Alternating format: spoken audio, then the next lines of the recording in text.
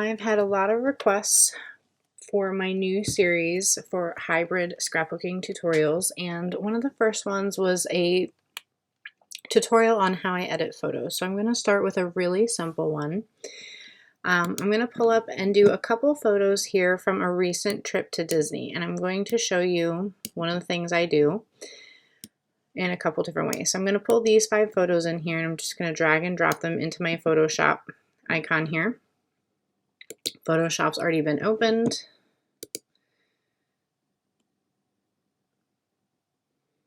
Just going to let those load here for a minute. I don't know if you can see, but they are loading right here at the top of my screen.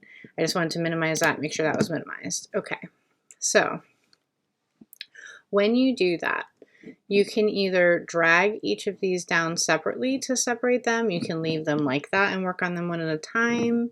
I like to go to Window, Arrange, and Float all in windows, and that will separate them out so that I can minimize what I'm working on, or not working on, I should really say, and I can move them all around. I'm going to show you a couple tricks for what I do, but one of the reasons why I pulled all of these photos from the same day is so that I can teach you how to batch process photos, okay? But one of the ways that I edit, and I'm going to show you a couple different things, is I like to use actions. Now the ones that I use are really old. They are a free download from Pioneer Woman, if you've ever heard of her.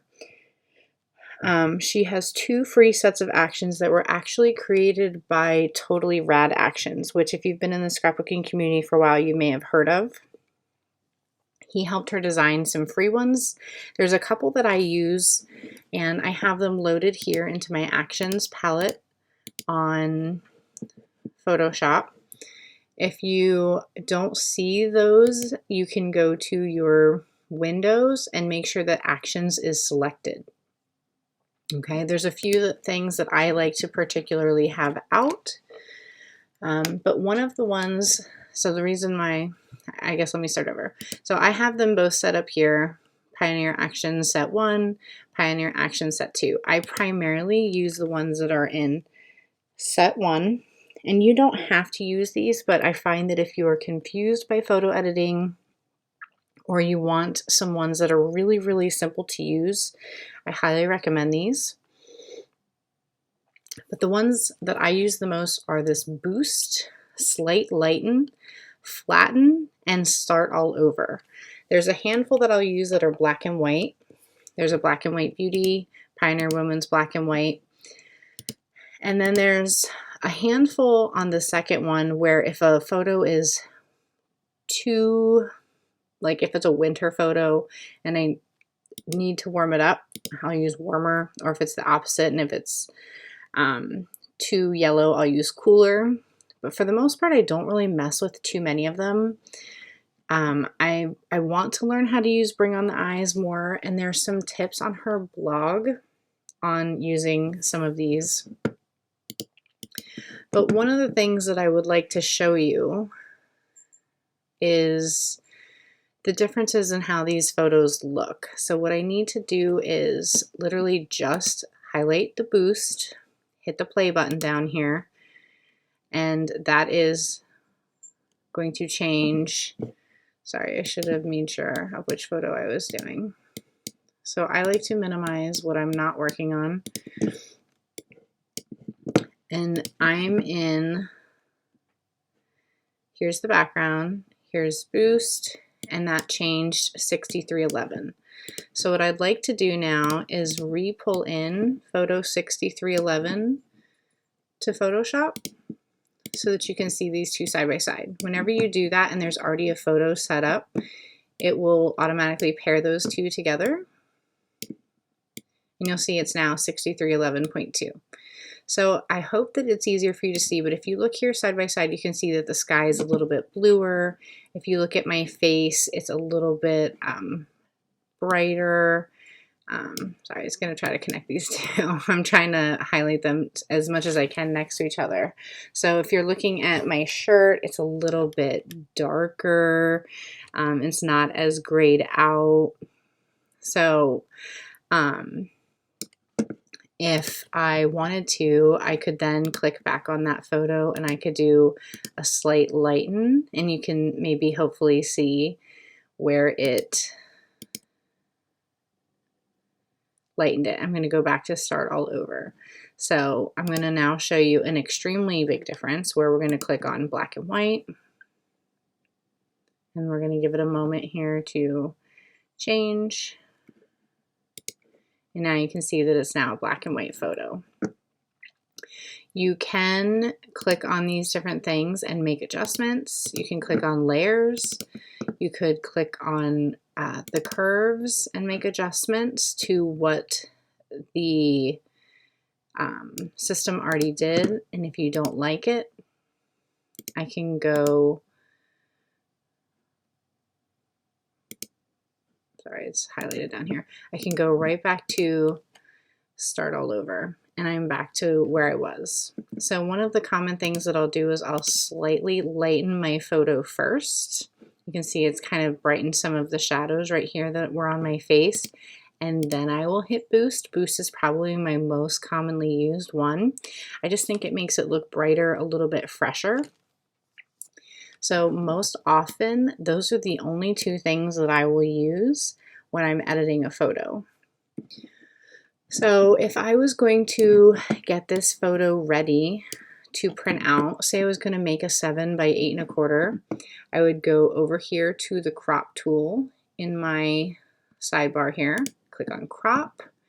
Up here, I would want to make sure that the pixels are set at 300 pixels. I would set this at 7 by 8.25. And then I just use my arrows to move this around. And then I would right click and click crop. There's probably shortcuts. I am not a shortcuts user. I am a mouse clicker. So there are shortcuts that you can use, like commands, because I do have a Mac. I don't know if I mentioned that in the beginning. I'm sorry, I'm a Mac user, but it's very, very similar for a PC user. So now this photo is cropped and ready to go. The last thing that I would have to do is click either layer, flatten, or I can go over here to my actions and click play, flatten, and it will flatten the image. Where that comes into play is if I would get this ready for printing, I would want to create a new thing. I'd want to open up, I most recently had an 8.5 by 11 vertical document, so I'm creating a new document here. I'm going to separate that out. I want to drag by my move tool here. I want to drag that over. If it'll let me here. There we go. I want to drag that over, and then I would save that by flattening, saving, and printing. So let me show you what would happen if our photo wasn't flattened. So I'm going to click undo flatten image. If I try to move this, it's only moving like my crop marks. It's not going to move over any of my edits or the actual photo itself. So I'm going to click undo drag layer, and I'm going to make sure that the photo is flattened, and then it will allow me to move the entire file over. Or maybe not. Maybe it didn't flatten it right. It might not have been clicked in the correct space.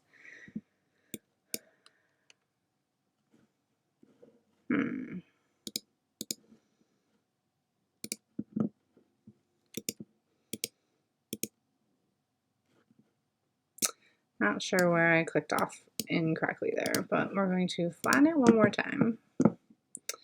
We're going to crop it one more time. And we're going to move it over. Yeah, it didn't save it for some reason. Something didn't quite go right there, but you can see why following the necessary steps is important. Okay, so the next thing that I want to show you is that same series of steps. So I have a castle photo here that it's its own thing, but someone else was taking these photos of me, right? And so we have one where like not a good crop, right? And you can see these people almost in full size, as well as you can see my head. So I would never use this photo, but say I wasn't sure, okay? And then this one's a pretty decent photo, but I'm more centered than off-centered than I prefer, or like this one's almost a full body shot. This, by the way, is the photo that I ended up using in my project. But say you have several photos and you're not sure which one you want to use, or say you have 5 amazing photos and you don't want to go through the trouble of editing all 5 photos that look the same, were taken the same day, in the same place, at the same time. You're going to go over here to File. You're going to click on Automate, and you're going to click on Batch. And over here under my Pioneer Woman Action Set 1, I'm going to click on Boost, and I'm going to click on OK. And we're going to give it a moment. And as these are popping up, all 5 of these are being edited at the same time, and it's actually already complete.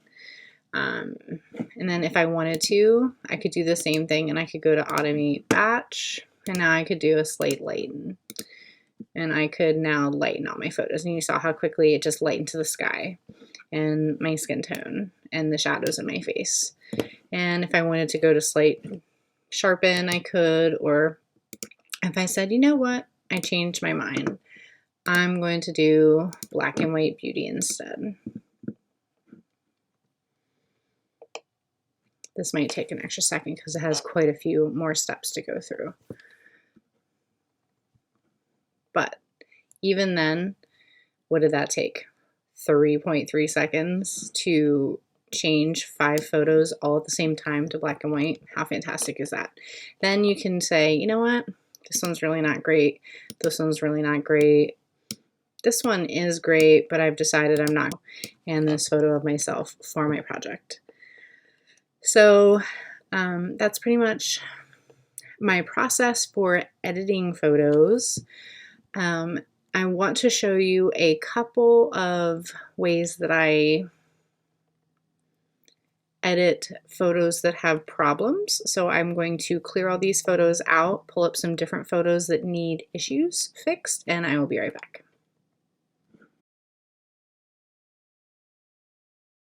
So another trick that I'd like to show you without really using actions is color balancing. So I'm going to pull up this embarrassing photo of myself that I tried to take a selfie and send it to my partner. I'm very orange, as you can see in this photo. It's not one that I would ever scrapbook or try to really use, but say you had a great photo like this that just did not come out right and you wanted to try to salvage it. I'm going to go over here to my adjustment palette. I'm going to go to this button that looks like Scales, and it's Create a New Color Balance Adjustment Layer. So I'm going to click on that. It's going to pull up this pop-up here. So I'm very orange right now, so I need to introduce some more blues to my skin tone and take away some reds and yellows. So I'm going to pull this more blue, push it more towards the green, and a little bit more towards blue here, okay? And I don't know if you can see on the screen, like I can go really far extreme. Too much blue is not good. I'm going to push a little bit more green here, pull a little more blue. And then I'm going to go up here to curves, and I'm also going to pull up a little, make it a little bit lighter, okay?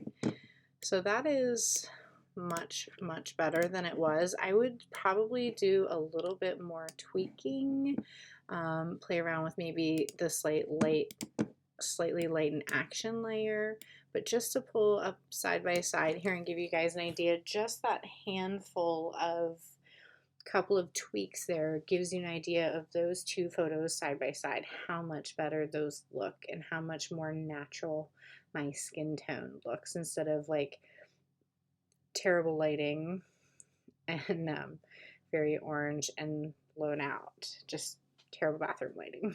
So that's something that you just have to play around with and think of opposite colors of what you are seeing there. You can also go the other way with curves. You can pulled down a little bit and you can add more darkness, which is the problem with this photo is it's really dark. So you can also go up with the darkness and really go too much. That would be overexposed.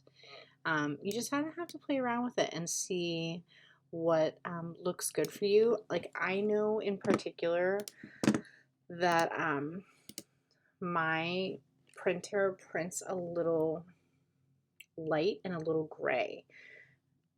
Sorry, a little dark and a little gray. So I'm okay if I overexpose my photos a little bit because they're going to print darker since I print at home. So, but that's one way that you can tweak a photo without using any actions at all. Say I decided to mess with it using actions.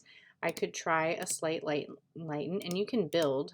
Obviously, it's going to go too crazy. But say I decided to use this and go with the cooler. Let's see how that would look. That actually doesn't look terrible. I could try the slight lighten on top of that. That also looks pretty natural. That's not too bad either, just by using those two. Sometimes I like to try a boost on top of it, but generally that will take it back to too orange and too dark. Although that's not really too bad, I would probably have to try to lighten it back up again. And then you're just starting to get a little too many things going on.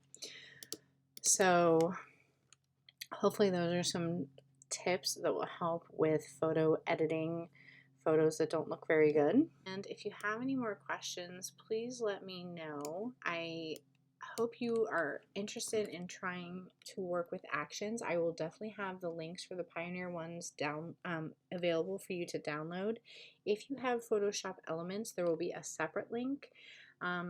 Unfortunately, she used to have links for them to be automatically downloaded in a different version, but they are not live anymore. But there is a blog post showing you how you can adapt her actions in Elements. You'd have to follow the instructions and do it yourself. It's such old information and the links just don't work anymore. I'm so sorry, but primarily this is a Photoshop tutorial page.